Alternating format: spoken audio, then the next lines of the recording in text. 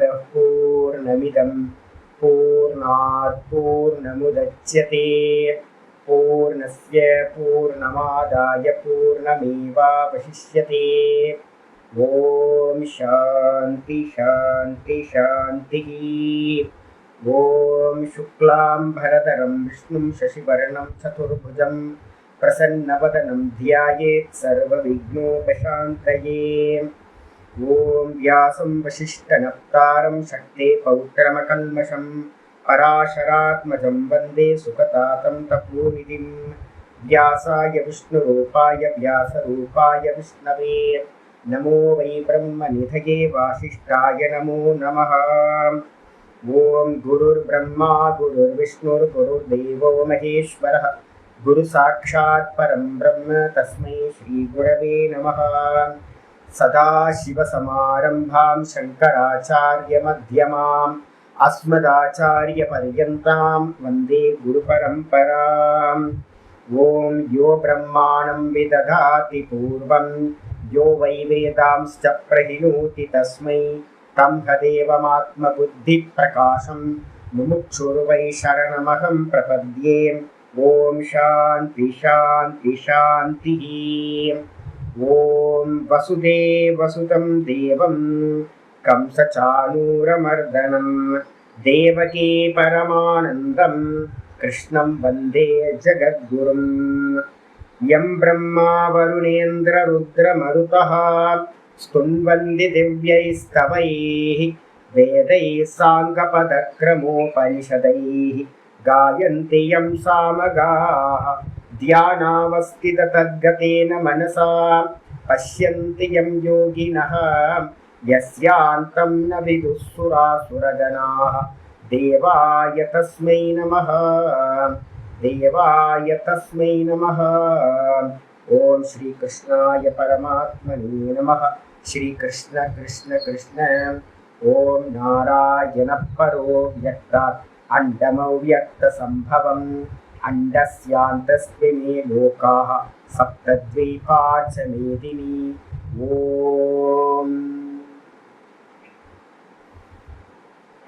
எல்லாருக்கும் நமஸ்காரம். நம்ம பார்த்துக்கிட்டு இருக்கிறது பகவத்கீதையில் 18வது அத்தியாயம். நேற்று ஃபுல்லாக கம்ப்ளீட் பண்ணியிருக்கோம், பூர்ணமாயிருக்கு கிரந்தம். இந்த 18வது அத்தியாயத்தோட ஒரு சம்மரி பார்த்திங்கன்னா நம்ம எப்பவுமே பண்ணுறது ஒரு கிறிஸ்பியாக பார்த்திங்கன்னா ஒவ்வொரு நாளைக்கும் ஒரு 10 ஸ்லோகம் பார்த்தோம் அப்படின்னா இந்த அத்தியாயத்தை கம்ப்ளீட் பண்ணிடலாம். இது பின்னாடி பார்த்திங்கன்னா ஒவ்வொரு அத்தியாயத்துக்கும் நம்ம பண்ணதை கேட்டாவே போதுமானது, நம்ம திரும்ப ரீகால் பண்ணிக்கிறதுக்கு உதவும். அப்போது 80-85 கிளாஸ் பார்த்திங்கன்னா 18வது அத்தியாயம் பண்ணியிருக்கோம். அதெல்லாம் ஒரு 10 கிளாஸ்க்குள்ளார கொண்டு வந்துட்டோம் அப்படின்னா 7-8 கிளாஸ்க்குள்ளார கொண்டு வந்தோம்னா நமக்கு திரும்ப ரீகால் பண்ணுறதுக்கு நினச்சி பார்க்குறதுக்கு நல்லா இருக்கும். அதனால் பார்த்திங்கன்னா இன்றைக்கி நம்ம இன்னையிலேருந்து ஆரம்பிக்க போகிறோம் 18வது அத்தியாயத்தோட சம்மரி. இதில் 18வது அத்தியாயத்துக்கு பேரே என்ன பண்ணியிருக்கோம் அப்படின்னா மோட்ச சந்நியாச யோகம் அப்படின்னு நம்ம கொடுத்துருக்கோம். 2 அத்தியாயங்கள் பார்த்திங்கன்னா உபக்கிரம அத்தியாயம்னு 2வது அத்தியாயத்துக்கே பேர். 2வது அத்தியாயம் உபக்கிரம அத்தியாயம், ஆரம்பம். அதே பார்த்திங்கன்னா 18வது அத்தியாயம் உபசம்ஹார அத்தியாயம், முடிவுரை. அந்த முதல் அத்தியாயம் சுவாமி அது பார்த்திங்கன்னா பேக்ரவுண்டை கிரியேட் பண்ணுறதுக்கான ஒரு கதையை சொல்லிட்டு தான் பார்த்திங்கன்னா தத்துவத்துக்குள்ளார என்ட்ராகும். அப்போ யாருக்காவது தத்துவ விசாரம் நல்லா தெரியணும் அப்படின்னா உங்களுக்கு வேறு எங்கேயும் போவேன்னா 2வது அத்தியாயத்தையும் இந்த 18வது அத்தியாயத்தையும் நல்லா சங்கரபாஷ்யத்தோடு படிச்சிங்க அப்படின்னா வேதாந்தம் என்னன்னு தெரிஞ்சிடும். உங்களுக்கு என்ன சொல்ல வருது அப்படின்னு எந்த டவுட்டும் இல்லாமல் தெரிஞ்சிடும். இந்த 18வது அத்தியாயத்தோட பேர் மோட்ச சந்நியாச யோகம்னு வச்சிருக்கு. மோட்சத்துக்கு சாதனம் எது அப்படின்னா சந்நியாசம்.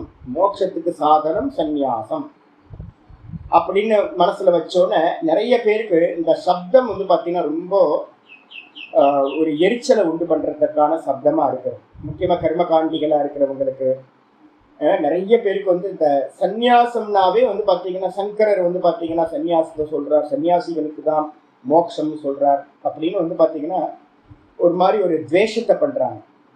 அப்போ சந்நியாசம்னா என்னன்னு தெரியணும் முதல்ல. அதுக்காக தான் வந்து பார்த்தீங்கன்னா மோட்சத்துக்கு சாதனம் சந்நியாசம். மனசு நல்லா புரிஞ்சுக்கணும். மோட்சத்துக்கு சாதனம் சந்நியாசம். ஆனால் மோட்சத்துக்கு சாதனம் சந்நியாசம்னாலும் கூட மோட்சத்துக்கு முன்னாடி நமக்கு என்ன தேவைப்படுது அப்படின்னா பரோட்ச ஞானம் ஒருத்தருக்கு தேவைப்படுது. அதுக்கப்புறம் அபரோக்ஷ ஞானம். 49வது ஸ்லோகத்தில் இந்த அத்தியாயத்தில் 49வது ஸ்லோகத்தை சொல்லும்போது நைஷ்கர்மிய சித்திம் பரமாம் சந்நியாசேன அதிகச்சதி அப்படின்னு சொல்றார்.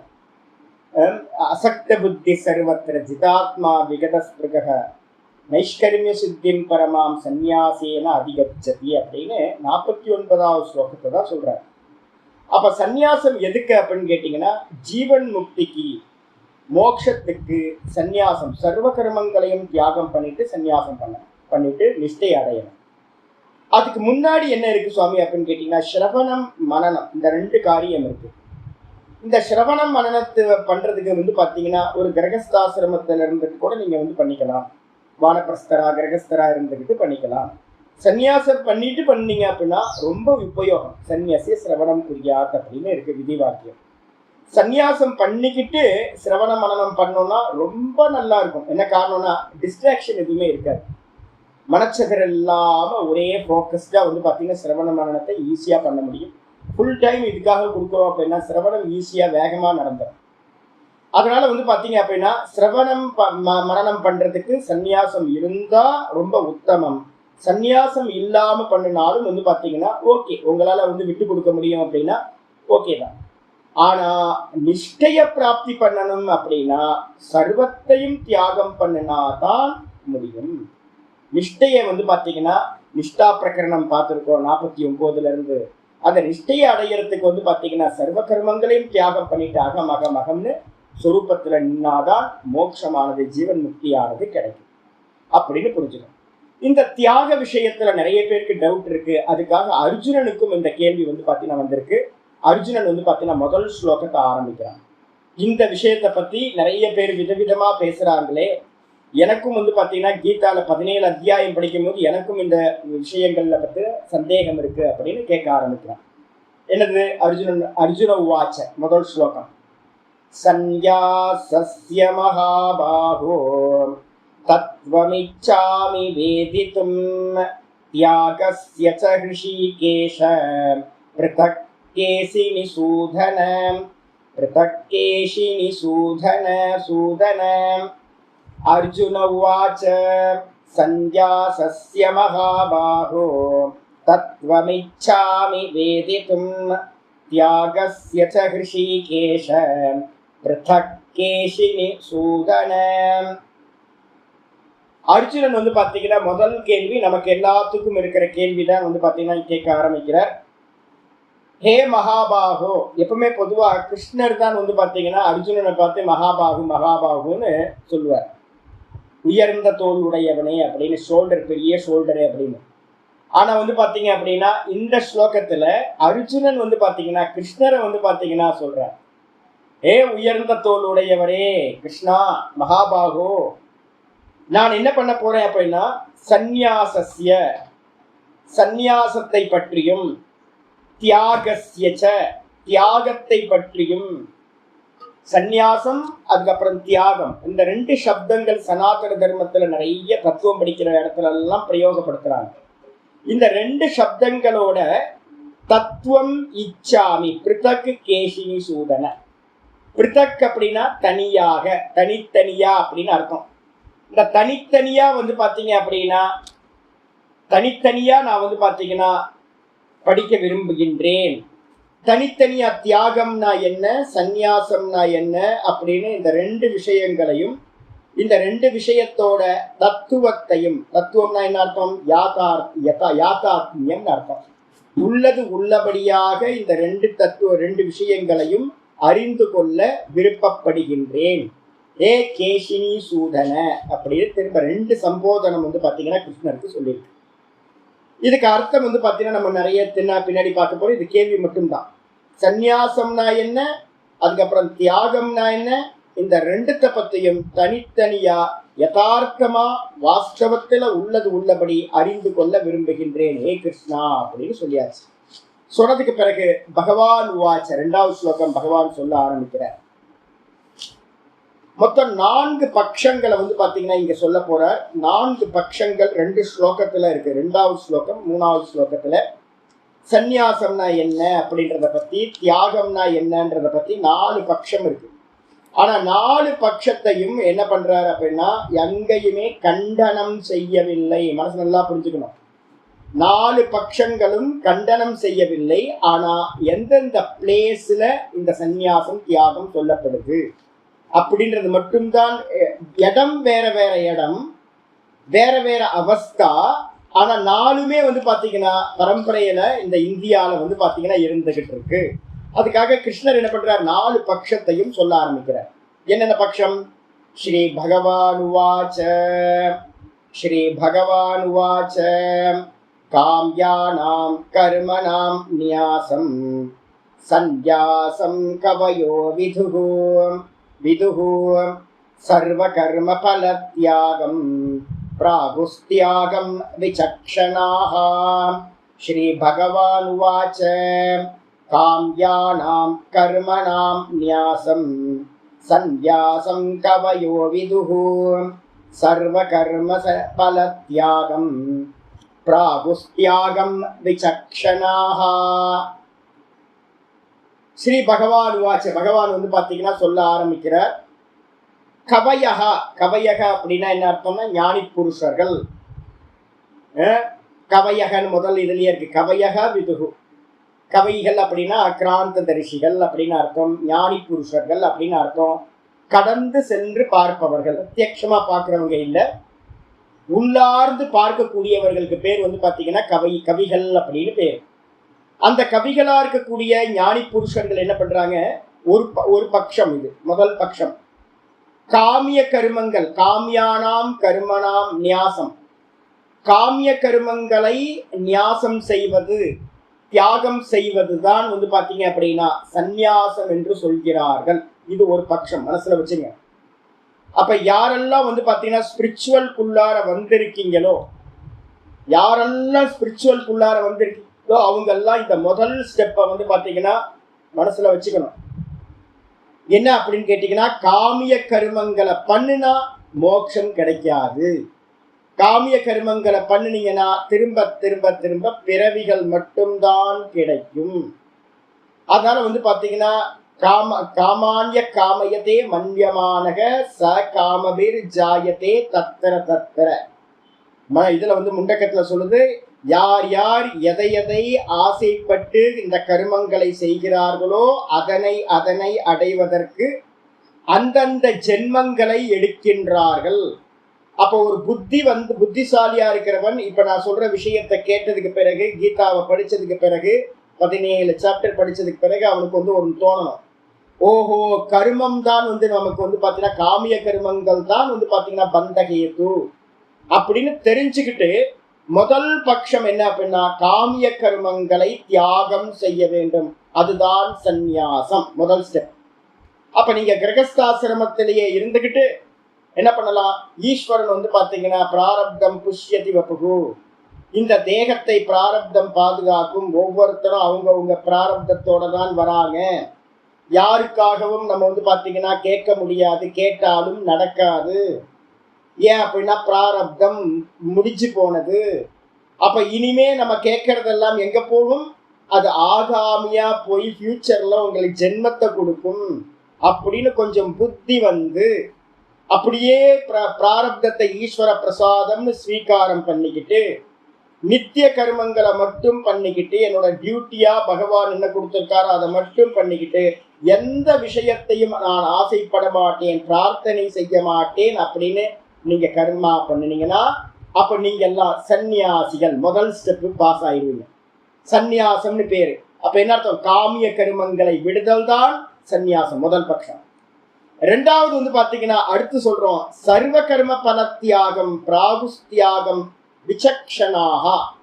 விசக்ஷணாக அப்படின்ன வார்த்தை என்ன அர்த்தம் கேட்டா, நன்றாக விசாரம் செய்து பார்ப்பவர்கள், நல்ல விசாரம் பண்ணக்கூடிய விசாரசீலர்கள் இருக்காங்க. அவங்க என்ன சொல்றாங்க அப்படின்னா, இல்ல சர்வ கர்ம பல தியாகம், எதெல்லாம் நம்ம வந்து பண்றோமோ எந்த கர்மம் வேணா பண்ணிக்கங்க, எந்த கர்மா பண்ணினாலும் அந்த கர்மத்தோட பலனை வந்து பாத்தீங்க அப்படின்னா என்ன பண்றது, ஈஸ்வரார்ப்பணம் ஈஸ்வரார்ப்பணம் ஈஸ்வரார்ப்பணம் நம்ம பண்ணிக்கிட்டே வந்தோம் அப்படின்னா அதுதான் வந்து பாத்தீங்கன்னா தியாகம் என்று சொல்கிறார்கள். கர்மப்பல தியாகம் தான் தியாகம்.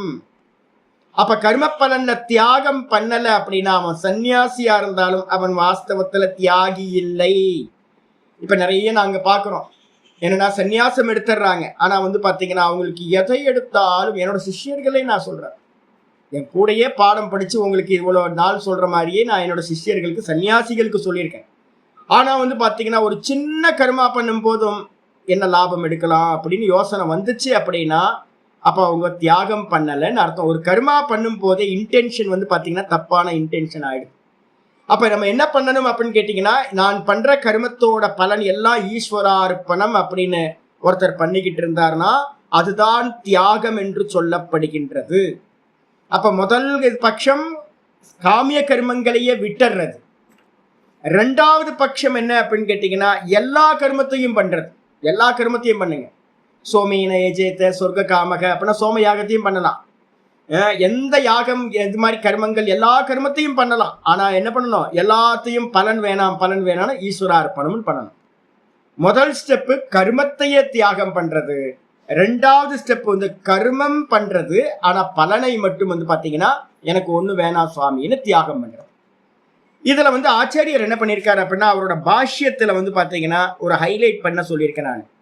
பாஷ்யத்துல ஆச்சாரியர் என்ன பண்றாருன்னு கேட்டீங்கன்னா, சர்வதா அபி தியாக மாத்திரம் சந்நியாச தியாக சப்தயோகோ ஏகோ அர்த்தா. ஒரு பாஷ்யத்துல வந்து பாத்தீங்கன்னா நடுவுல ஒரு ஹைலைட் பண்ண சொல்லியிருக்கேன் நான். சந்நியாசம் அப்படின்னாலும் தியாகம் அப்படின்னாலும் இரண்டும் ஒன்றே என்று வந்து பாத்தீங்கன்னா எடுத்துக்கொள்ள வேண்டும். தியாகம் வேற சந்நியாசம் வேற இல்லை. அதனால்தான் நம்ம என்ன பண்ணுவோம், சில பேருக்கு வந்து சந்நியாசம்னா பிடிக்கல அப்படின்னா என்ன பண்ணுங்க, தியாகம்ன்ற வார்த்தையை யூஸ் பண்ணுங்க. தியாகம் தியாகம் தியாகம். சந்நியாசம்னாவே தியாகம் தான். தியாகம் இல்லாத சந்நியாசம், சந்நியாசம் இல்ல ஆபாச சந்நியாசம். இப்ப நிறைய பேர் இப்ப மாடர்ன்லாம் வந்து பாத்தீங்கன்னா என்ன பண்றாங்க, எதையுமே தியாகம் பண்ணல. நான் நேற்று கூட ஒருத்தர் வந்து பாத்தீங்கன்னா கேட்டேன், சுவாமிக்காக என்ன விட்டுருக்கீங்க நீங்க? ஒண்ணுமே விடல. ஆனா சாஸ்திரம் என்ன சொல்லுது அப்படின்னு கேட்டீங்கன்னா தியாகத்துல இருந்து தான் ஆரம்பிக்குது. நீங்க சாமிக்காக என்ன தியாகம் பண்ணனீங்க அப்படின்னு யோசிச்சு பாருங்க ஜி, அப்பதான் பலன் கிடைக்கும். எனக்கு பலன் கிடைக்கல அப்படின்னா பலன் எப்படி கிடைக்கும்? நீங்க கண்டிஷன் அப்ளை பண்ணவே இல்லையே. அப்போ என்ன பண்ணணும் அப்படின்னு கேட்டீங்கன்னா தியாகம் தான் வந்து பாத்தீங்கன்னா முதன்மையான சாதனம், ஃபர்ஸ்ட் சாதனம். தியாகமும் சந்நியாசமும் வேறு வேறு இல்லை. அப்ப முதல் பட்சம் வந்து பாத்தீங்கன்னா காமிய கர்மங்களை தியாகம் செய்தல். ஒருவேளை வந்து பாத்தீங்கன்னா காமிய கர்மங்களை தியாகம் பண்ணல அப்படின்னா ரெண்டாவது பட்சத்தை இது பண்ணுங்க, என்ன கர்மம் வேணாலும் லோகத்துல பண்ணிக்கங்க, ஆனா சர்வ கர்மங்களோட பலனையும் என்ன பண்ணணும், தியாகம் பண்ணணும். ரெண்டாவது பட்சம். மூணாவது பட்சம் வந்து பாத்தீங்க அப்படின்னா ரொம்ப கிளியர். யாரெல்லாம் ஸ்ரவணம் மனனம் பண்ணி முடிச்சுட்டு நல்ல தெளிவாயிட்டீங்களோ, நல்ல கிளியரா இருக்கு, அப்போ சித்தாந்தம் வந்து பாத்தீங்கன்னா உங்களுக்கு நல்ல தெளிவாயிடுச்சு அப்படின்னா அப்ப வந்து பாத்தீங்கன்னா சிரவணம் மனனம் முடிச்சவங்களுக்கு மூணாவது தியாகம் வருது. என்னது? ஆச்சாரியர் சொல்ல ஆரம்பிக்கிறார் மூணாவது ஸ்லோகம். தியாஜ்யம் தோஷமித்யேகே கர்ம பிராகுர் மனிஷினஹ தியாஜ்யம் தோஷவதித்யேகே தியாஜ்யம் தோஷவித்யேகே கர்ம பிராகுர் மனிஷினஹ யஜ்ஞதான தபः கர்ம ந தியாஜ்யமிதி சாபரே யஜ்ஞதான தபः கர்ம ந தியாஜ்யமிதி சாபரே தியாஜ்யம் தோஷவதித்யேகே கர்ம பிராகுர் மனிஷினஹ யஜ்ஞதான தபः கர்ம ந தியாஜ்யமிதி சாபரே. இந்த மூணாவது பட்சத்துக்கு வந்து எக்ஸாம்பிள் எது அப்படின்னு கேட்டீங்கன்னா அந்த 48 49வது ஸ்லோகம். 48 49 48 நினைக்கிறேன், 18 48 சர்வத்திர ஆமா ஆமா 49 அசக்த புத்தி சர்வத்திர ஜிதாத்மா விகத ஸ்பிருக நைஷ்கர்மிய சித்திம் பரமாம் சந்நியாசேன அதிகச்சதி அப்படின்னு 49வது ஸ்லோகம். அதை அப்படியே இந்த 3வது பட்சத்துல பாத்தீங்கன்னா கொண்டு வந்துடணும். இப்ப நம்ம கர்மயோகத்தெல்லாம் பண்ண சொல்றோம். இப்ப நாங்கெல்லாம் பாத்தீங்கன்னா வெளியில பாத்தீங்கன்னா எந்த விவகாரம் பண்ணாலும் ஈஸ்வரார்ப்பணம்னு எதை பண்ணினாலும் பண்ணிக்கிட்டே இருக்கிறது. ஆனாலும் கூட பாத்தீங்கன்னா என்ன ஆகும்னா, எந்த கர்மயோகமா இருந்தாலும் அது தர்மமா இருந்தாலும் அது என்ன பண்ணும்னா சித்தத்தை என்ன பண்ணும், சஞ்சலப்படுத்தும். எந்த கர்மமா இருந்தாலும் அது சஞ்சலப்படுத்தும். அப்ப தான் தான் தான் அப்படின்னு ஒருத்தர் ஞான நிஷ்டையை அடையணும் அப்படின்னா, மோட்சத்தை அடையணும்னா இந்த கர்மம் பாத்தீங்கன்னா அது கர்மயோகமா இருக்கட்டும் இல்ல ஈஸ்வர ஆராதனையா இருக்கட்டும், எந்த கர்மமா இருந்தாலும் அது சித்தத்தை பாத்தீங்கன்னா அசைய பண்ணும். ஏன் அப்படின்னு கேட்டீங்கன்னா, கர்மத்தோட தோஷம் இதுதான். கர்மம் என்ன பண்ணும் அப்படின்னு கேட்டீங்கன்னா சித்த விக்ஷேபத்தை உண்டு பண்ணும். அதனால நிஷ்டைய சம்பாதிக்க முடியாது. அதனால என்னன்னு கேட்டீங்கன்னா 3வது பட்சம் தியாஜ்யம் தோஷவத் இத்யேகி. தோஷவத்து கர்ம, கர்மம் எப்படிப்பட்டது அப்படின்னா தோஷத்தை உடையது. அநேக தோஷங்கள் இருக்கு. அதனால சிரவணம் மனனம் முடிச்சவன் என்ன பண்றான் அப்படின்னு கேட்டீங்கன்னா, எந்த கர்மமா இருந்தாலும் அது சித்தத்தை அசைக்கும், தோஷத்தை உடையது அப்படின்னு என்ன பண்றாங்கன்னா தியாஜ்யம் இது. கண்டிப்பா நிஷ்டைக்கு போக வேண்டியவன் சர்வ கர்மங்களையும் தியாகம் பண்ணிட்டு தான் நிஷ்டையை அடைய வேண்டும் என்று பிராகுகு மனிஷினஹ, மனிஷிகள்னு சொல்லக்கூடிய புத்திசாலிகள், மனதை ஆளக்கூடியவர்கள், ரிஷிமார்கள் பாத்தீங்கன்னா சொல்கிறார்கள். இதுக்கு என்னது 49வது ஸ்லோகம்னு பக்கத்துல போட்டுக்கணும். 49வது ஸ்லோகத்துல நைஷ்கர்மிய சித்திம் பரமாம் சந்நியாசேன அதிகச்சதின்னு அதை தான் நம்ம சொல்லியிருக்கோம். அப்ப தியாகம்ன்றது வாஸ்தவ தியாகம் எது அப்படின்னு கேட்டீங்கன்னா சர்வ கர்மங்களையும் தியாகம் பண்றது தான் வாஸ்தவ தியாகம். அது எங்க லாஸ்டா வரப்போகுது. அப்போ இந்த பட்சத்தை பாத்தீங்கன்னா இப்ப நம்ம கிரகஸ்தர்களா நிறைய பேர் இருக்கீங்க, வானப்பிரஸ்தர்களா நிறைய பேர் இருக்கீங்க, வீட்டுல இருக்கீங்க. இப்ப இவங்க யாருமே பாத்தீங்கன்னா என்ன பண்ண முடியாது, இந்த கர்மத்தை பண்ண முடியாது. இப்ப நான் பாடம் எடுத்துக்கிட்டு இருக்கேன்னா, குட்டிச்சக்கனா இருந்துட்டு பாடம் எடுத்துக்கிட்டு இருக்கேன்னா கமிட்மெண்ட் இருக்கா?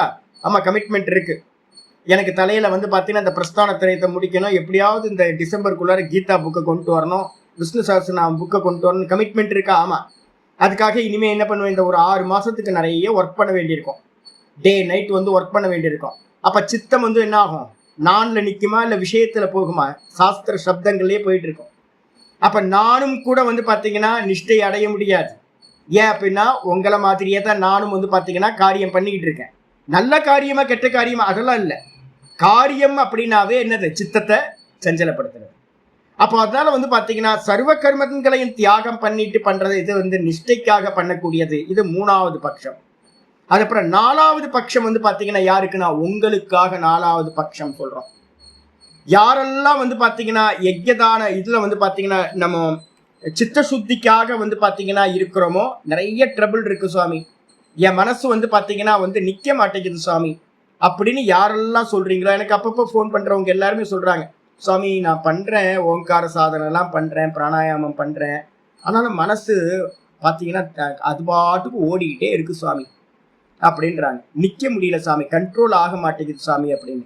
அப்ப கண்ட்ரோல் ஆகலை அப்படின்னா என்ன அர்த்தம்னா சமநிலைய அடையல. அப்ப சமநிலைய அடையலைன்னா என்ன அர்த்தம் அப்படின்னு கேட்டீங்கன்னா 3 காரியத்தை பாத்தீங்கன்னா ஆச்சாரியார் இந்த ஸ்லோகத்தை 4வது பட்சம் சொல்றார். யஜ்ஞ தான தபக்கர்ம ந தியாஜ்யம் இது சாப்பரே. எல்லா கர்மத்தையும் விடுறதுன்றது நிஷ்டைக்காகாது. ஆனா அதுக்கு முன்னாடி என்ன பண்ணணும் அப்படின்னு கேட்டீங்கன்னா யஜ்ஞத்தையும் தானத்தையும் தபஸையும் இந்த 3த்தையும் தியாகம் செய்யவே கூடாது. இந்த 3த்தை தியாகம் பண்ணிட்டோம் அப்படின்னா சுத்திகரணம் நடக்காது. அப்போ என்ன பண்ணணும் அப்படின்னு கேட்டீங்கன்னா இந்த 3 கர்மத்தையும் எப்படி பண்ணணும் அப்படின்னு கேட்டா ஆச்சாரியார் பாஷ்யத்துல சொல்றாரு, பல அனபிசந்தி பூர்வகா அப்படின்னே சொல்றார். பலன்ல இருக்கக்கூடிய ஆசையை விட்டுட்டு பாத்தீங்கன்னா இந்த கர்மத்தை செய்ய வேண்டும். நீங்க பலன்ல ஆசை வச்சு பண்ணினீங்க அப்படின்னா யஜ்ஞம் தானம் தபஸ் இந்த 3மே பந்தப்படுத்தும். அப்ப பாத்தீங்கன்னா யஜ்ஞம் தானம் தபஸ் இந்த 3த்தையும் ந தியாஜ்யம் தியாகம் பண்ணவே கூடாது. இதுல வந்து பாத்தீங்கன்னா ஆச்சாரியர் வந்து பாத்தீங்கன்னா மொத்தம் 4 பட்சத்துல 3 பட்சம் சாதகர்களுக்கு, ஒரு பட்சம் நிஷ்டை அடைய போறவனுக்கு அப்படின்னு பிரிச்சுங்க. 3 பட்சத்துல வந்து பாத்தீங்கன்னா முதல் பட்சம் வந்து பாத்தீங்கன்னா என்ன பண்ணுங்க, எந்த காலத்தை கொண்டும் காமிய கர்மங்களை நான் செய்யவே மாட்டேன் அப்படின்னு ஒரு உறுதி எடுத்துக்கிறது. சுவாமிகிட்ட வந்து பாத்தீங்கன்னா நான் எதையுமே கேட்க மாட்டேன், ஏஷ நிரோதா. பக்திக்கே வந்து பாத்தீங்க அப்படின்னா நீங்க பலன் கேட்டீங்க அப்படின்னா சுவாமிகிட்ட, அது வந்து பக்தியை தடுத்துரும். பக்தியவே தடுத்துரும் அப்படின்னா ஞானத்துக்கு டிக்கெட்டே கிடைக்காது, சுவாமி தான் டிக்கெட் கொடுக்கணும். அதனால வந்து பாத்தீங்கன்னா காமிய கர்மங்களை எதையுமே பண்ண மாட்டேன், சுவாமிக்கு இச்சை என்னவோ அது நடக்கட்டும். இதான் ஃபர்ஸ்ட் ஸ்டெப். ரெண்டாவது வந்து பாத்தீங்க அப்படின்னா சர்வ கர்ம பல தியாகம். ரெண்டாவது ஸ்டெப், உங்க சரீரத்துல வந்து பாத்தீங்கன்னா எந்த கர்மங்கள் நடந்தாலும், காயா வாச்சா மனசா, இந்த 3 இன்ஸ்ட்ருமெண்ட்ல எது நடந்தாலும் அதோட பலன் வந்து பாத்தீங்கன்னா எனக்கு வேண்டாம் சுவாமி, இதெல்லாம் உனக்கு அர்ப்பணம், இதெல்லாம் உனக்கு நான் அர்ச்சனையா பூஜனையா பண்றேன் அப்படின்னு வந்து பாத்தீங்கன்னா பண்றது. இது ரெண்டாவது ஸ்டெப். இந்த ரெண்டுத்தையும் ஃபாலோ பண்ணிக்கிட்டே வரணும். கூட வந்து பாத்தீங்க அப்படின்னா எல்லா மற்றவங்கள மாதிரியே என்ன பண்ணணும், யஜ்யங்கள்லாம் பண்ணிக்கலாம், யஜ்யங்கள் பண்ணிக்கலாம், யாகங்கள் பண்ணிக்கலாம், தானங்கள் பண்ணலாம், தபசு பண்ணலாம், எல்லா கர்மத்தையும் பண்ணணும். ஆனா எல்லாத்தையும் வந்து பாத்தீங்கன்னா எப்படி பண்ணணும், ஈஸ்வரார்ப்பணம் ஈஸ்வரார்ப்பணம் ஈஸ்வரார்ப்பணம்னு பண்ணணும். இது 3வது ஸ்டெப். அப்ப பஞ்சமகா யஜ்யங்கள் வந்துடும், தானங்கள் வந்துடும், கூட வந்து பாத்தீங்கன்னா தபஸ் வந்துடும், எல்லா காரியங்களையும் பண்ணிக்கிட்டே ஈஸ்வரார்ப்பணம் பண்ணிக்கிட்டே இருக்கிறது. இந்த 3 பட்சங்களும் சாதகர்களுக்கானது. 4வது பட்சம் எது அப்படின்னா, இந்த 3த்தையும் சிரவண காலத்திலையும் மனன காலத்திலையும் நல்லா பண்ணிக்கிட்டே வர்றது. இது என்ன பண்ணும் அப்படின்னு கேட்டீங்கன்னா, உங்களுக்கு பிரத்யக்ஷமா உங்களுக்கு இருக்கக்கூடிய லைஃப்ல இருக்கக்கூடிய விக்னங்களை எல்லாத்தையும் நிவர்த்தி பண்ணிக்கிட்டே போகும். அதுக்கு அடுத்தது வந்து பாத்தீங்கன்னா விக்னம் இல்லாம சிரவண மனனம் நடக்கும், அந்த கரணம் சுத்திகரணம் நடந்துகிட்டே போகும். நல்லா சிரவண மனனம் முடியும் போது நேர்த்தி பண்ண ஆரம்பிப்பீங்க. மனசுக்கு வந்து பாத்தீங்கன்னா அந்த பலம் வந்த பிறகு என்ன ஆகும், நேர்த்தி பண்ண ஆரம்பிச்சிட்டீங்கன்னா ஒரு கர்மத்தையும் உங்களால பண்ண முடியாது. எல்லா கர்மத்தையும் பண்ணி விட்டுட்டு வந்து பாத்தீங்கன்னா நிஷ்டைக்காக எப்படி ரமணரோ நம்ம தாயுமான சுவாமியோ எங்கேயோ ஒரு ஏகாந்தத்துல இருந்தாங்களோ, சர்வத்தையும் விட்டுட்டு சதா அகம் அகம் அகம்னு ஆத்ம தியானத்துல அது மாதிரி உட்கார வேண்டிய. அப்போ 3 பட்சம் சாதகர்களுக்கு, ஒரு பட்சம் வந்து பாத்தீங்க அப்படின்னா நிஷ்டையை அடைய வேண்டிய நிஷ்டைக்காக இருக்கக்கூடிய சன்னியாசிக்கு அப்படின்னு தெரிஞ்சுக்கணும். சொல்லியாச்சு, 3வது பட்சம் சொல்லியாச்சு. இதுக்கப்புறம் ஆச்சாரியர் வந்து பாத்தீங்கன்னா என்ன பண்றார், சொல்ல ஆரம்பிக்கிறார் 4வது ஸ்லோகத்துல. நிச்சயம் ஸ்ருணுமே தத்ர, நிச்சயம் ஸ்ருணுமே தத்ர தியாகே பரத சத்தம, தியாகே பரத சத்தம, தியாகோ ஹி புருஷ வியாக்ர, தியாகோ ஹி புருஷ வியாக்ர, த்ரிவித சம்பிரகீர்த்திதः, த்ரிவித சம்பிரகீர்த்திதः. நிச்சயம் ஸ்ருணு மே தத்ர தியாகே பரத சத்தம, தியாகோ ஹி புருஷ வியாக்ர, த்ரிவித சம்பிரகீர்த்திதः. ஆச்சாரியர் வந்து பாத்தீங்கன்னா என்ன பண்றார், இப்ப நம்ம சொன்ன 3 பட்சங்கள் இருக்குல்ல, 3 பட்சம் சாதகர்களுக்கு, ஒரு பட்சம் நிஷ்டை அடையிற ஜீவன் முக்தனுக்கு சொல்லியாச்சு. ஆனா அவரோட அபிப்பிராயத்தை இப்பதான் சொல்ல ஆரம்பிக்கிறார். ஏ அர்ஜுனா, நிச்சயம் ஸ்ருணு. அர்ஜுனனுக்கு என்ன பேர் சொல்லியிருக்கார், 2 சம்போதனம் இருக்கு. என்ன அப்படின்னு கேட்டீங்கன்னா பரத சத்தம. பரத அப்படின்னா பிரகாசம், பரத குலம், அறிவுன்னு அர்த்தம், கான்சியஸ்னஸ்ல மகிழ்பவனே. அதுக்கு அடுத்தது வந்து பாத்தீங்கன்னா புருஷ வியாக்ர அப்படின்றார். புருஷ வியாக்ர அப்படின்னா மனிதர்களில் புலி போன்றவனே அப்படின்னு அர்த்தம். அப்ப என்ன அர்த்தம்னா தீரன் அப்படின்னு அர்த்தம், தைரியமானவன் அப்படின்னு அர்த்தம். 2 காரியம் தேவைப்படுது நமக்கு. என்ன அப்படின்னா தியாக விஷயத்துல ஒண்ணு வந்து பாத்தீங்கன்னா தீரனா இருக்கணும், 2வது வந்து பாத்தீங்கன்னா நமக்கு கான்சியஸ்னஸ்ல மகிழ்ச்சி அடைகிறவனா இருக்கணும். அதனால அறிவுல ஞானத்துல வந்து பாத்தீங்கன்னா மகிழ்பவனாக இருக்க வேண்டும் அப்படின்னு சம்போதனத்தை சொல்லிட்டு, ஏ அர்ஜுனா என்ன பண்ண அப்படின்னா மே என்னுடைய அபிப்பிராயத்தை வந்து பாத்தீங்கன்னா தத்ர தியாகே மே நிச்சயம் ஸ்ருணு. தத்ர அப்படின்னா இந்த தியாக விஷயத்தில், 4 பட்சம் நான் சொல்லியிருக்கேன். இந்த தியாகத்தோட விஷயத்துல என்னுடைய அபிப்பிராயம், நிச்சயத்தை, கன்க்ளூஷன் என்னன்றத சுருணு கேட்பாயாக. என்ன அப்படின்னு கேட்டீங்கன்னா, ஏனெனில் தியாகம் அப்படின்றது வந்து பார்த்தீங்கன்னா வெளியில சொல்ற மாதிரிலாம் ஒரே தியாகம்லாம் இல்லைங்க. தியாகம் அப்படின்றது திரிவிதகா, 3 விதமாக, சம்பிரகீர்த்திதகா, 3 விதமான தியாகங்கள் என்று சாஸ்திரங்களில் சொல்லப்படுகின்றது. என்ன சுவாமி 3 விதம்? ஒண்ணுமே இல்லைங்க. சத்வ தியாகம், ரஜோ தியாகம், தமஸ் தியாகம் அப்படின்னு 3 குணங்கள்னால தியாகம் 3 விதமாக ஆகிறது. குணம் தனியா எங்கேயாவது இருக்குமா? குணம் தனியா இருக்காது. குணம் குணிய சார்ந்துதான், ஒரு மனிதரை சார்ந்துதான் இருக்கும்.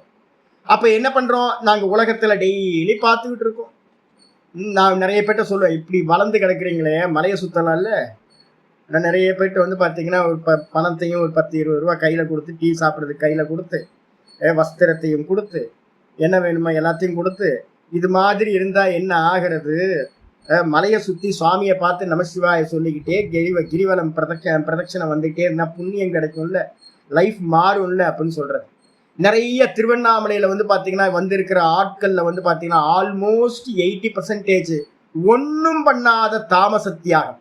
அந்த மனிதர்கள் தாமசியா இருக்கிறதுனால அவங்க பண்ணக்கூடிய தியாகம் எப்படி ஆயிடுது? தாமச தியாகம் ஆயிடுது. யூஸ்லெஸ், ஒண்ணுமே யூஸ்லெஸ்ஸா இருக்கும் அது. அதுக்கடுத்து ரஜோ தியாகம்னு ஒரு குரூப் இருக்கு. அது ரொம்ப கம்மியான ஆட்கள் தான். அவங்களும் இருக்காங்க. உடம்பு வலிக்கும், மலை சுத்தினா உடம்பு வலிக்கும் இல்லை, ஆமா உடம்பு வலிக்க தான் செய்யும். வேலைக்கு போனா உடம்பு வலிக்கும் இல்லை, ஆமா உடம்பு வலிக்க தான் செய்யும்.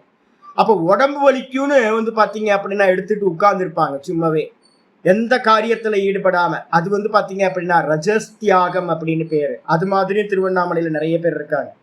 அதுக்கு அடுத்தது சாத்விக தியாகம் அப்படின்றது வாஸ்தவத்துல ரொம்ப ரொம்ப அரிதானவர்கள்.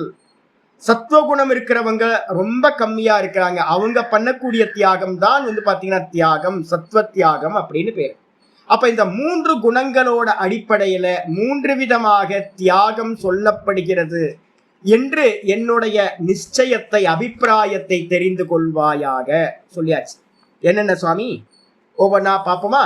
ஆச்சாரியர் வந்து பாத்தீங்கன்னா இந்த 4வது பட்சமா பார்த்தோம்ல, யஜ்ஞதான தபக்கர்ம நத்யாஜமிதி சாப்பரேன்னு, அதை இங்க வந்து டிக் பண்ற.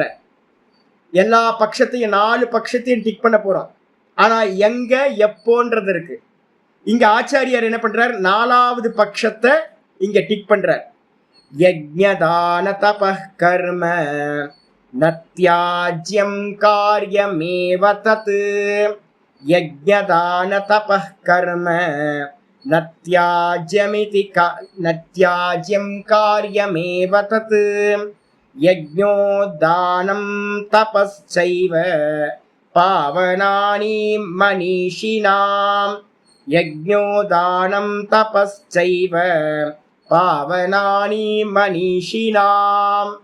யஜ்ஞதான தபः கர்ம நத்யாஜ்யம் காரியமேவ தத்.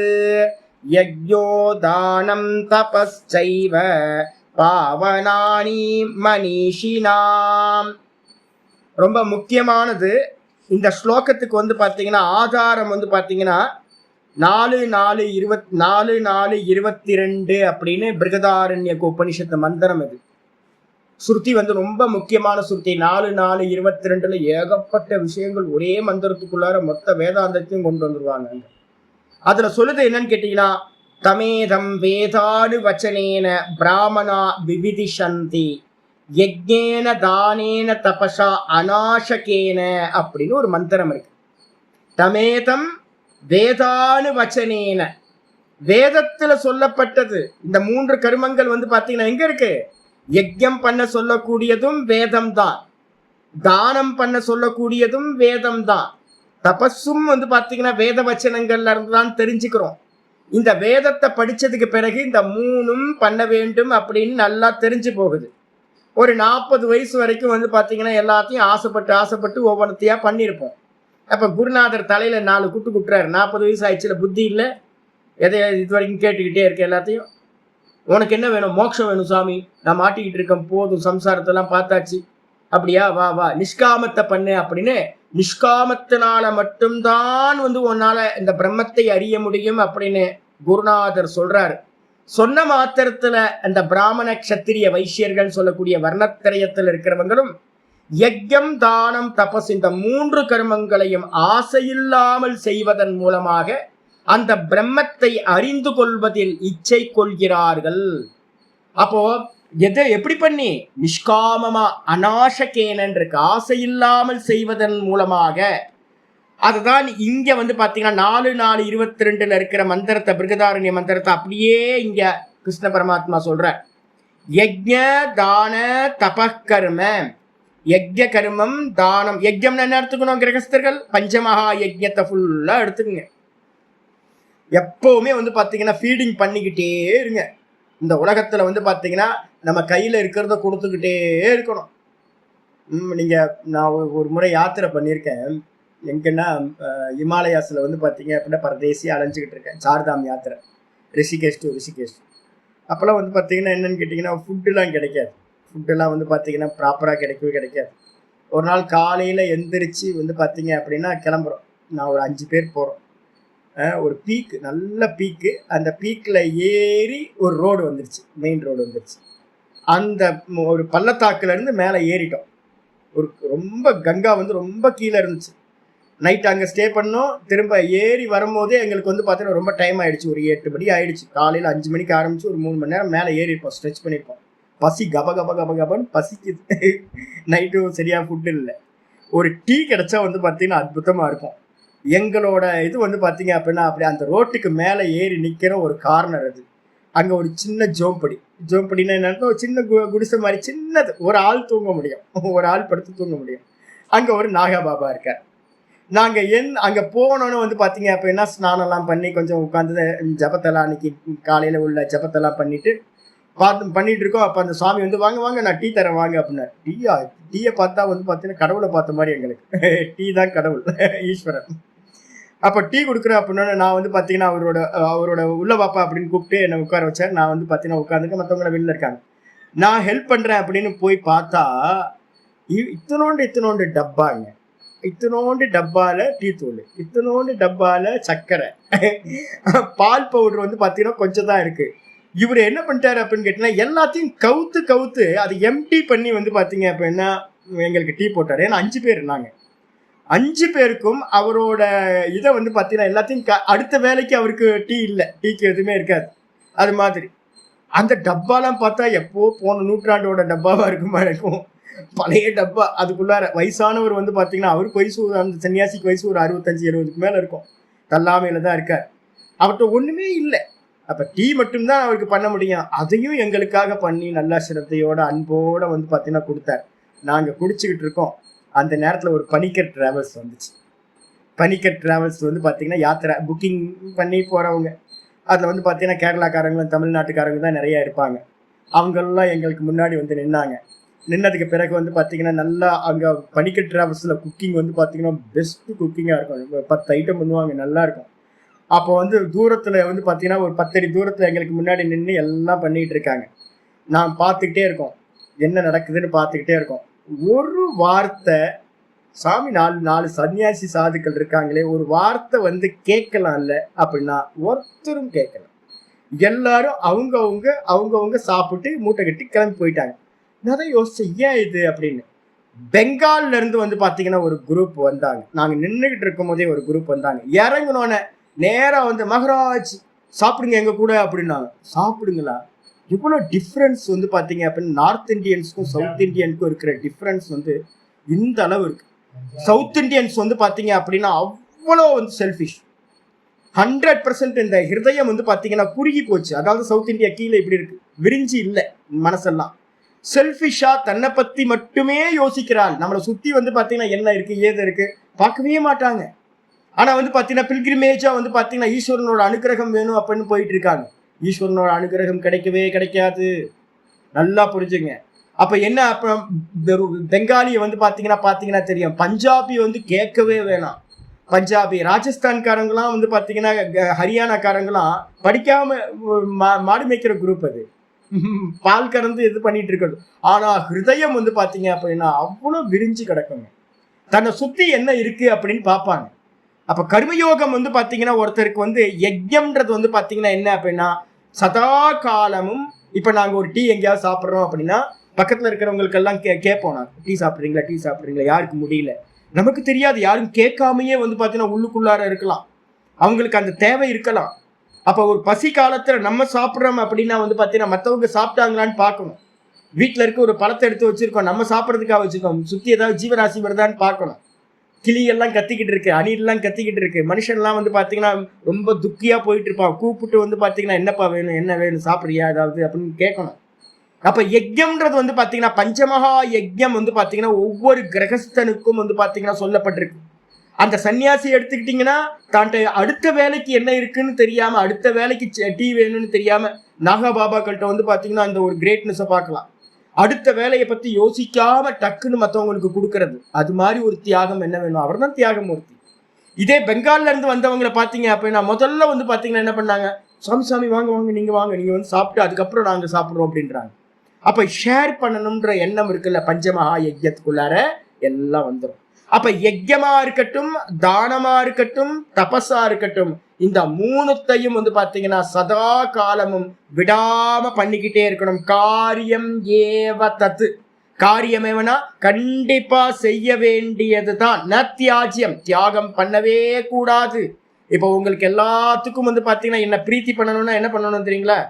சாமி உங்களை பிரீத்தி பண்றதுனா என்ன அப்படின்னா, இப்ப நான் சொல்ற காரியத்தை பண்ணினீங்கன்னா எனக்கு ரொம்ப சந்தோஷமாயிடும், இதுதான் சேவையே. அது மட்டும் இல்லாம ஏன் பண்ணணும் சாமி அப்படின்னா, யஜ்ஞோதானம் தபஸ்சைவ, யஜ்யமும் தானமும் தபஸும் இந்த மூணும் என்ன பண்ணும், பாவனானி மனிஷினாம், நல்ல சுத்திகரணம் பண்ணக்கூடியது. அந்த கரணத்துல இருக்கக்கூடிய காம குரோத லோபம். ஏதத்து திரயம் தெஜேத் 17வது சாப்டர்ல சொல்லியிருக்கு. இந்த மூணுத்தையும், காமம் குரோதம் லோபம், இந்த மூணும் நரகஸ்ய துவாரம், நரக்கத்துக்கு வந்து பாத்தீங்கன்னா வாசலா இருக்கிறது. அப்ப இந்த மூணுத்தையும் நாசம் பண்ணணும் அப்படின்னா அதுக்கு பதிலா யஜ்ஞதான தபஸை நம்ம பண்ணிக்கிட்டே இருக்கிறோம் அப்படின்னா இந்த மூணும் நாசமாயி சுத்தி ஆயிடும். காமம் போயிடும், குரோதம் போயிடும், லோபம் போயிடும்.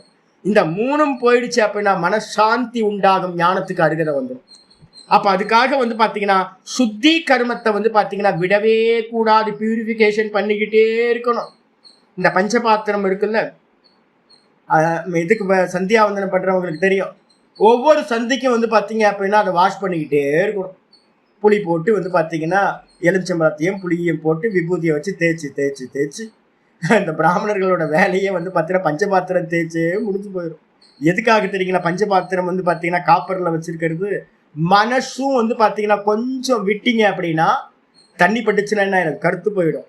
அப்ப எப்படி நித்தியம் வந்து பாத்தீங்கன்னா அதை தேய்ச்சி தேய்ச்சி தேய்ச்சி சுத்தமா வச்சுக்கிறோமோ அதே மாதிரி இந்த மனசுக்கும் யஜ்ஞதான தபஸை பண்ண பண்ண பண்ண பண்ண சுத்தி ஆயிட்டே இருக்கும். ஆமா, அதனால வந்து பாத்தீங்கன்னா இதை வந்து பண்ணிக்கிட்டே இருக்கணும். மனிஷினாம் பாவனானிச்ச, மனிதர்களை சுத்தப்படுத்தக்கூடியதுன்னு சொல்லியாச்சு. அப்போ இதை வந்து 4வது பட்சத்தை என்ன பண்ணிட்டார் ஆச்சாரியார், டிக் பண்ணிட்டார். 4வது பட்சத்தை பண்ணிதான் ஆகணும். அதுக்கு அடுத்தது 6வது ஸ்லோகத்து வர, ஏதான் யபிது கர்மாணி சங்கம் த்யக்த்வா பலானி ச கர்த்தவ்யானீதி மே பார்த்த நிச்சிதம் மதமுத்தமம். ஏதான் யபிது கர்மாணி சங்கம் த்யக்த்வா பலானி ச கர்த்தவ்யானீதி மே பார்த்த நிச்சிதம் மதமுத்தமம். இதுல வந்து பாத்தீங்கன்னா 2வது பட்சத்தை வந்து பாத்தீங்கன்னா டிக் பண்றார். 2வது பட்சம் என்னது அப்படின்னு கேட்டீங்கன்னா சர்வ கர்ம பல தியாகம், பிராகுஸ் தியாகம் விசக்ஷணகன்னு இருக்குல்ல, 2வது பட்சம் முதல் ஸ்லோகத்திலேயே வந்துச்சு. அதுதான் இங்க வந்து பாத்தீங்கன்னா ஆச்சாரியர் சொல்றாரு, ஏதானி அபி கர்மாணி. இந்த உலகத்துல யஜ்ஞம் பண்ணாதவங்க இருக்காங்களா, தானம் பண்ணாதவங்க இருக்காங்களா?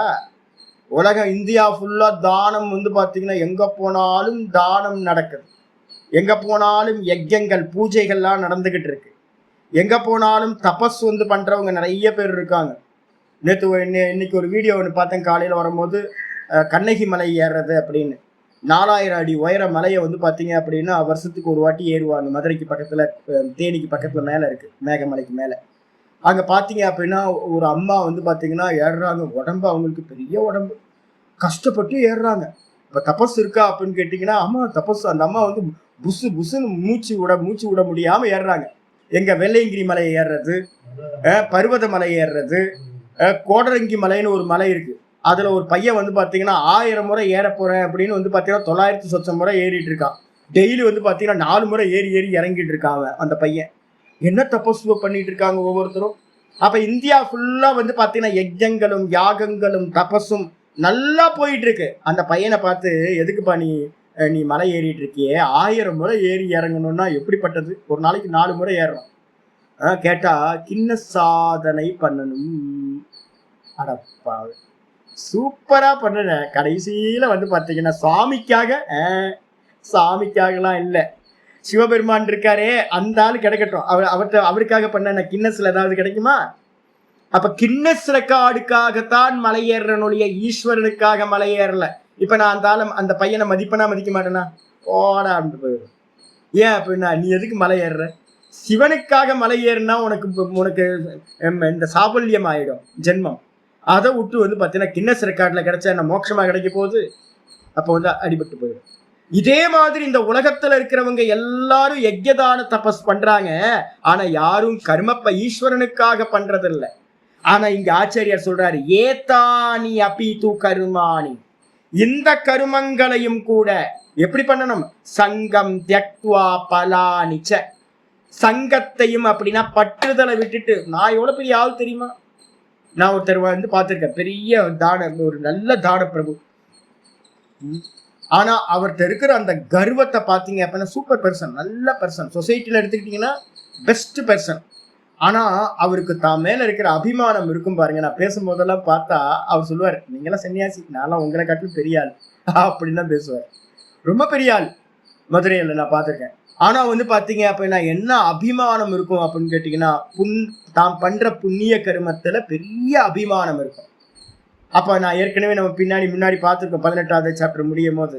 நீங்க வந்து பார்த்தீங்கன்னா ஒரு திருடனா இருந்தாலும், நான் கர்த்தான்னு நினைச்சாலும், நான் பெரிய தான பிரபு தர்ம பிரபுன்னு நினைச்சாலும் ரெண்டும் ஒண்ணுதான்.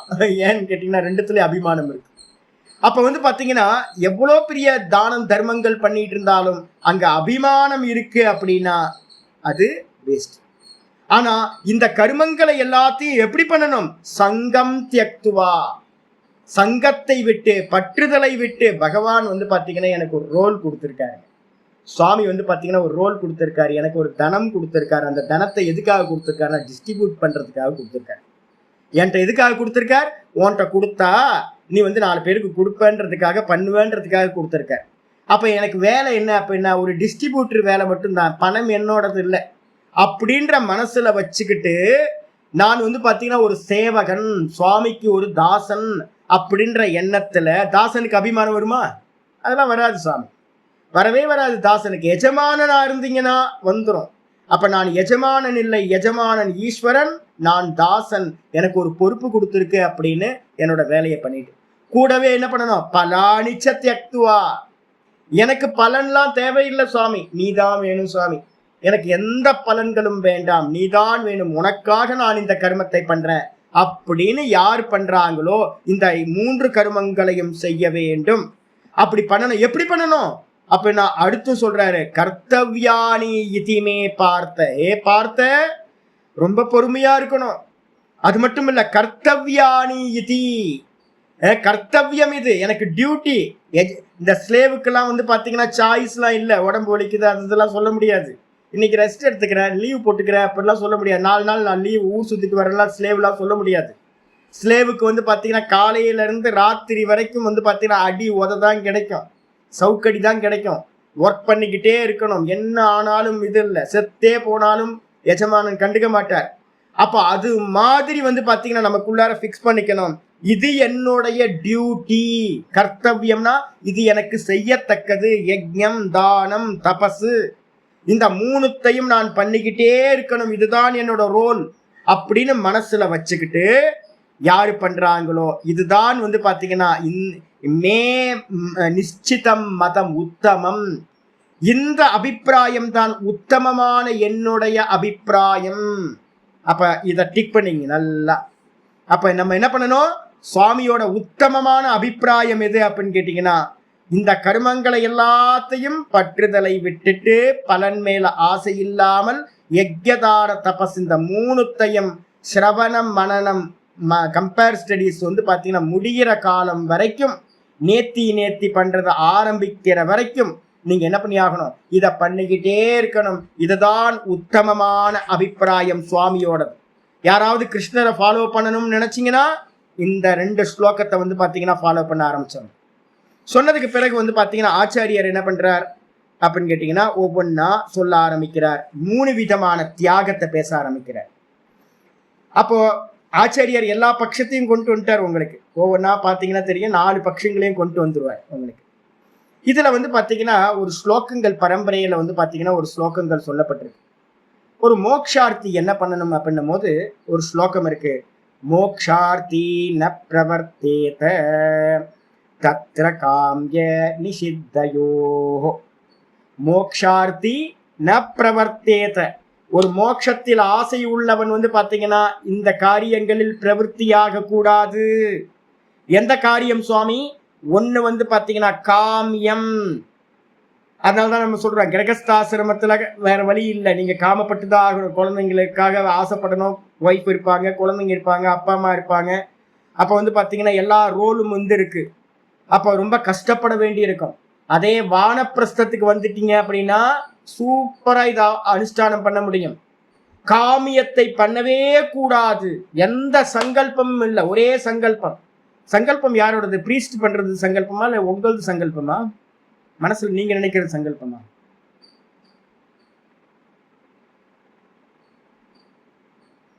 சங்கல்பம் பிரீஸ்ட் பண்றது சங்கல்பம் இல்ல, மனசுல நல்லா தெரிஞ்சுங்க. பிரீஸ்ட் பண்றது சும்மா. ஆமா. அப்ப நீங்க ஒரு காரியம் பண்ணும் போதே இப்ப எனக்கு பாத்தீங்கன்னா ஒரு சங்கல்பம் வருது. முதல்ல இந்த கர்மம் பண்ணணும்னு எனக்கு ஒரு எண்ணம் வருது. அந்த எண்ணம் எனக்கு பாத்தீங்கன்னா ஏதாவது காம சங்கல்பமா இருக்கான்னு பாத்துக்கணும். எனக்கு காம சங்கல்பம் இல்லை.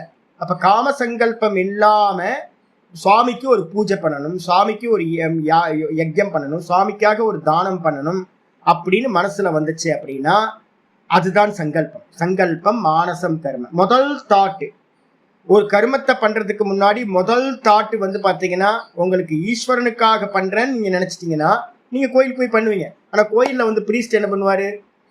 எல்லா யஜ்யம் தானம் எல்லா இடத்துலயும் அவரோட போக்குல தான் பண்ணுவாரு. தனம் தானியம் பகுபுத்திர லாபம் சத சம்வத்சரம் தீர்க்கமாயுன்னு ஏதாவது சொல்லிப்பார்.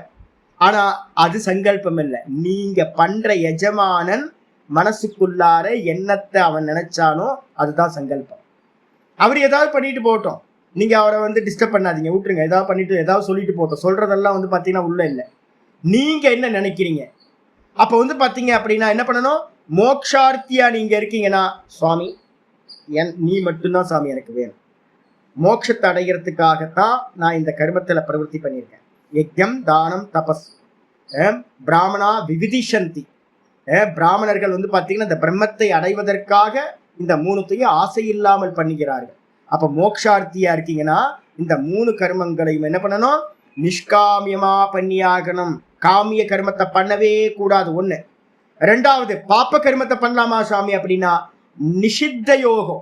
நிஷித்தம் அப்படின்னா சாஸ்திரத்துல எதெல்லாம் இதை பண்ணாத இதை பண்ணாத இதை பண்ணாதன்னு சொல்லியிருக்கோம் அந்த கர்மங்களை பண்ணவே பண்ணாதீர்கள் ஆயிடுச்சு.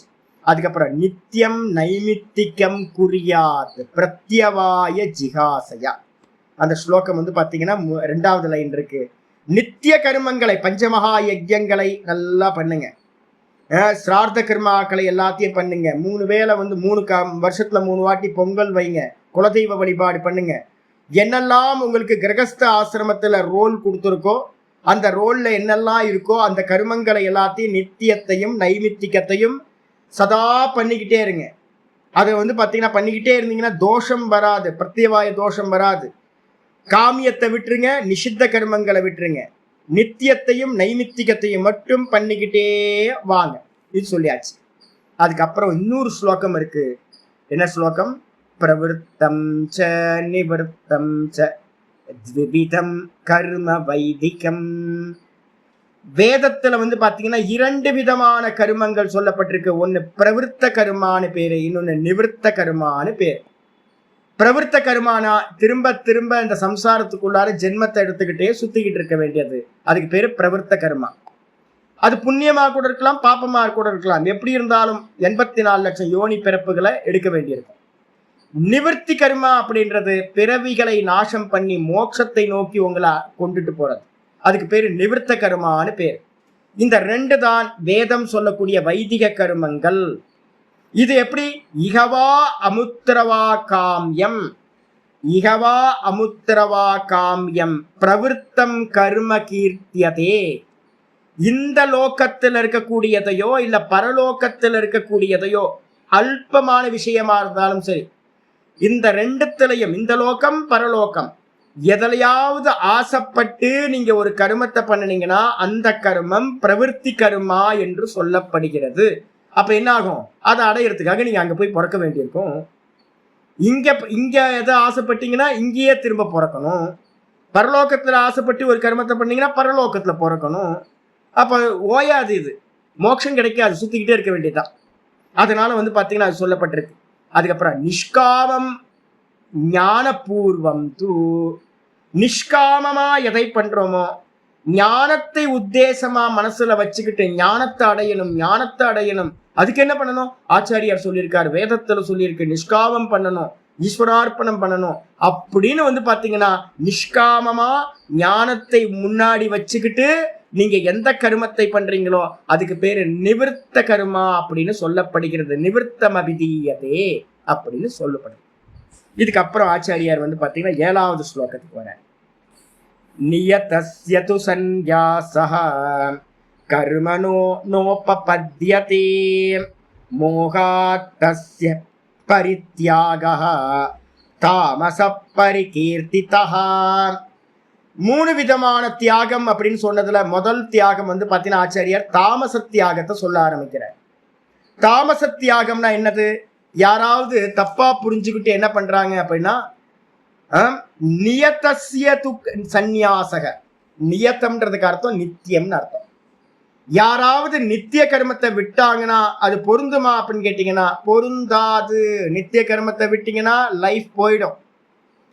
அதனால்தான் வந்து பாத்தீங்கன்னா 3வது அத்தியாயத்துல வந்து சொல்லும் போதே 7வது ஸ்லோகம் 3:7 சொல்லப்பட்டிருக்கு. என்ன ஆகும் அப்படின்னு கேட்டீங்கன்னா, கர்மம் வந்து பாத்தீங்கன்னா உங்க சரீர யாத்திரையே நடக்காம போயிடும் உங்களோட நித்திய கர்மத்தை பண்ணாம விட்டுட்டீங்கன்னா. அப்ப சரீர யாத்திரை நடக்கணும்னாவே உங்களுக்கு வந்து என்ன பண்ணணும்?